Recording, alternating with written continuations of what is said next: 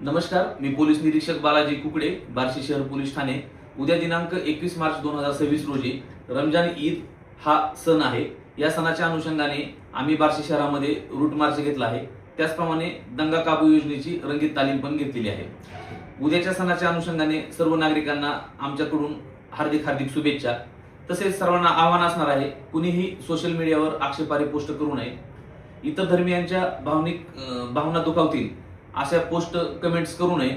त्याचप्रमाणे सर्वांनी कायद्याचं पालन करावं। आम्ही उद्याच्या ईदच्या अनुषंगानं बार्शी शहरामध्ये तगडा बंदोबस्त लावलेला आहे। जवळपास 8 अधिकारी आणि 60 अंमलदार, 20 होमगार्ड असा बंदोबस्त लावलेला आहे। कुणीही कायदा हातात घेऊन शांतता बिघडेल असं वर्तन करू नये।